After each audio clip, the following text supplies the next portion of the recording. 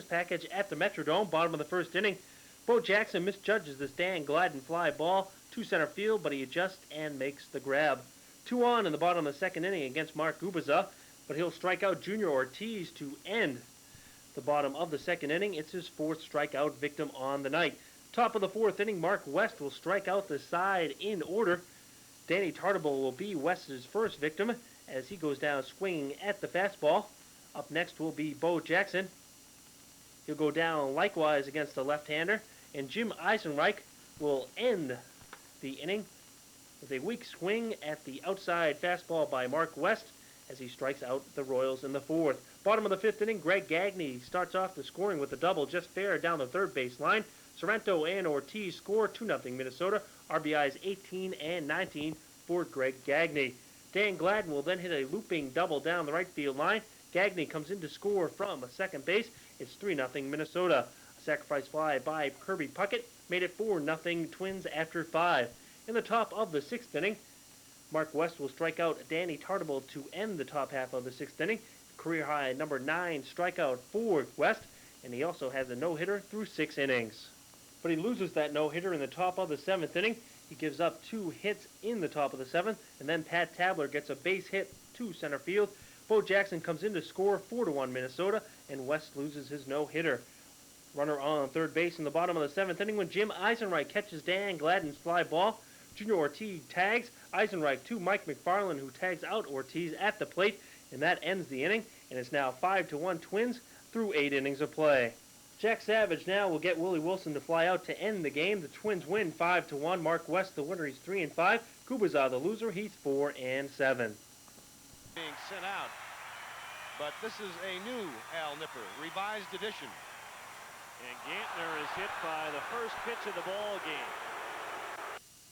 And things would only get worse for Al Nipper in his return to the major leagues on Saturday night, for Tom Trebelhorn and the Brewers would blow out Nipper and the Indians after Gantner would come around to score on a sac fly to make it 1-0 in the bottom of the first. Now in the bottom of the second, Nipper, this wild pitch. This scores Greg Vaughn, 2-0 Milwaukee. Then after another wild pitch and a couple of walks, Nipper would face Dave Parker with the bases loaded, and Parker would clear the bases with this double to left field. This would score Edgar Diaz, Gary Sheffield, and then Robin Yount. Parker now with 47 RBIs this year. Milwaukee takes a 5-0 lead, as that would send Nipper to the showers. He works just an inning and 2/3 in this one, as he surrenders 6 runs, all earned on 5 hits while walking 3. Rob Deere makes things worse for the Indians as he hits this 2-run home run off Indian reliever Jeff Kaiser. Deere's 10th home run of the year makes it 8-0 Milwaukee as they score 7 times in the second, sending 10 men to the plate. In the top of the third, the Indians score their lone run of the night. Felix Fermin, the single to right field to score Joel Skinner. That makes it 8-1.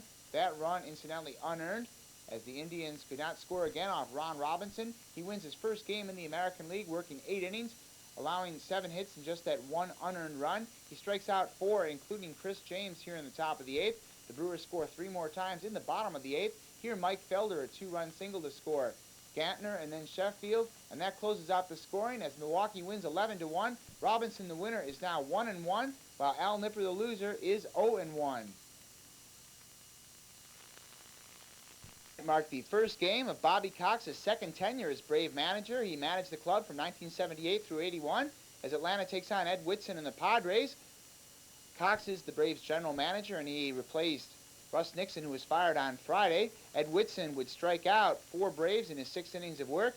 Here he gets Jimmy Kremers in the bottom of the second.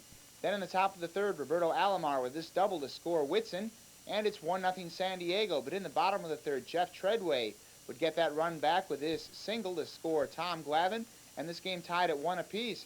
The Braves look to extend the lead still in the bottom of the third as Jim Presley hits this fly ball to right field. Treadway tags up at third base, but Tony Gwynn equal to the challenge, and he throws to Mark Parent as they nail Treadway trying to score. Then in the top of the fourth, it would be Jack Clark who breaks an 0-for-27 slump. He hits the solo home run, his 7th of the year. It comes off Glavine, and San Diego takes a 2-1 lead.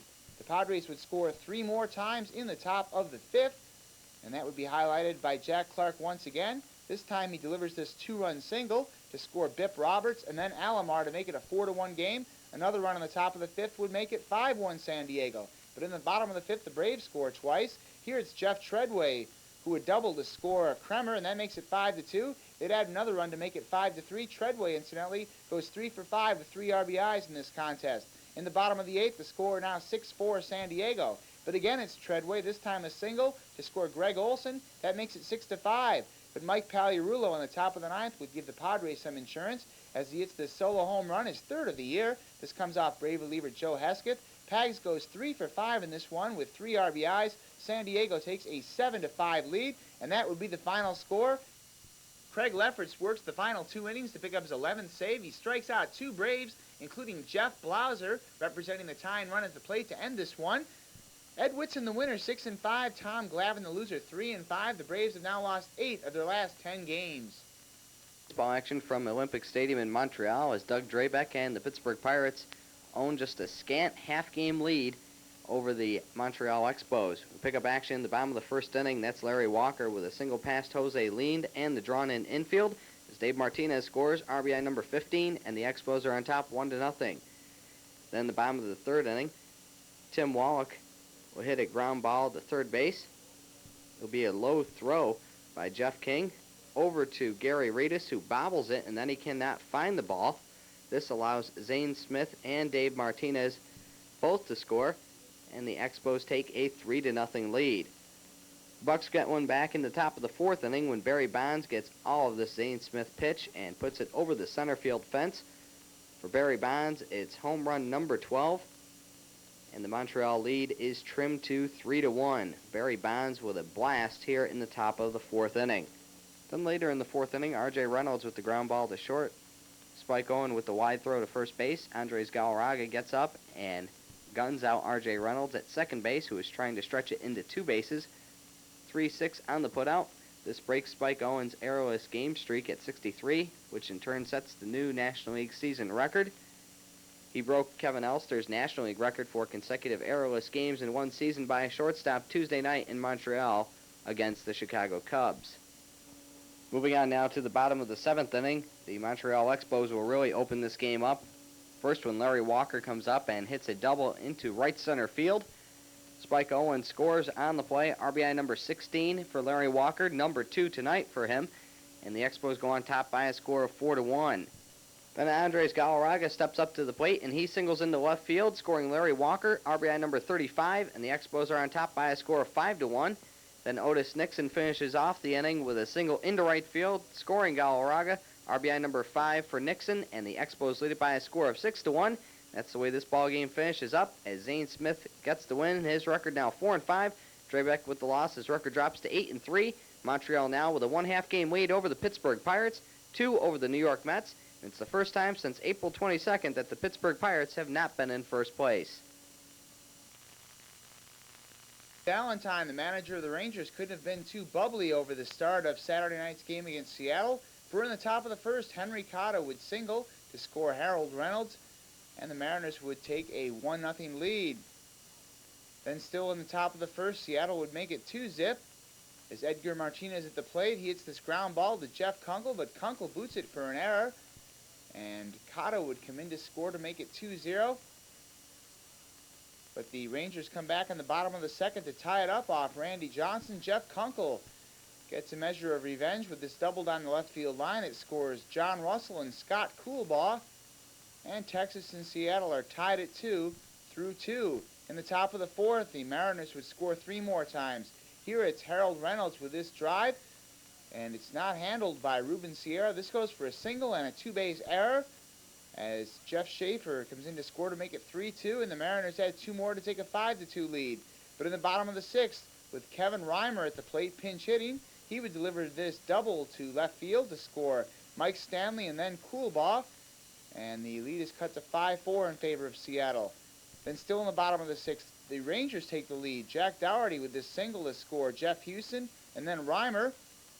And Texas takes a 6-5 lead, and it would stay that way into the 9th inning with 2 outs and a runner on third base. Kenny Rogers comes in, and his pitch sails past John Russell. That's a passed ball. Ken Griffey Jr. comes in to score to tie it at 6. Bottom of the 9th, Harold Reynolds with a nice defensive play on Ruben Sierra as he goes into the hole and throws out Sierra. This game would go into extra innings, and it would be settled in the top of the 11th. Edgar Martinez comes through with the bases loaded and 2 outs, and he delivers the single up the middle. It would score Griffey and then Tracy Jones to make it 8-6. That's the final. Seattle wins at 11. Mike Jackson, the winner, 2-3. Kenny Rogers, the loser, 2-3. Mike Schooler gets his 17th save. Stonebridge on this Saturday evening as the New York Mets, who are red hot, winners of their last 11 of 13, take on the Philadelphia Phillies. The Mets come into this contest just 3 games behind the first place Pittsburgh Pirates. Here in the bottom of the 3rd inning, Dave Magadan with the line drive down the first base line. John Kruk with the diving catch. Dives back to first base, but Mark Carrion is back there safely as we take another look at the fine play by John Kruk at first base. This will turn into a defensive contest early on as in the top of the 4th inning, Howard Johnson of the New York Mets will climb the rain tarp down the third base side as he will catch Von Hayes' foul pop-up. As you can tell, Howard Johnson never really taking his eye off the ball as he climbs the tarp for the second out of the top of the 4th inning. We'll take another look at the fine play by Howard Johnson as he makes the putout for the New York Mets. In the bottom of the 5th inning, Mark Carrion will break this scoreless tie when he wraps a single into right center field. Kevin Elster will score RBI number 15 for Carrion, and the New York Mets go up on top of the Phils by a score of 1-0. Then the bottom of the 6th inning, Darryl Strawberry, who has been red hot of late as he carries an 11-game hitting streak into this contest, will crush a 2-run home run to right center field. This is really a tape measure shot as this one goes off the scoreboard. For Strawberry, it's home run number 15, RBIs number 40 and 41 as Jeffries also scores, and the New York Mets go on top of the Phils by a score of 3-0. That would be all of the scoring done in this ball game, as the real story tonight would be New York Mets pitcher Doc Gooden as he would pitch a 2-hit shutout as he would finish with 7 strikeouts in this game. Here in the top of the 9th inning, he gets Ron Jones for his final victim of the ball game as the Mets win it 3-0. Gooden with the win, his record now 6-5. Pat Combs with the loss, his record drops to 3-6. For Gooden, it's his first complete game and first shutout of the season, as the red-hot New York Mets have now won their last 5 straight ball games, 12 of their last 14.